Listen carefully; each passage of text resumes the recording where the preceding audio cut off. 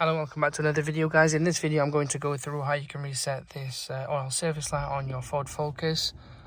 There it is. So what you'll need to do is turn the ignition off, hold down the brake and the accelerator, and turn the ignition on, and keep waiting for a few seconds, and this will reset the oil service light. Sorry, it's bringing up a lot of faults, but don't worry.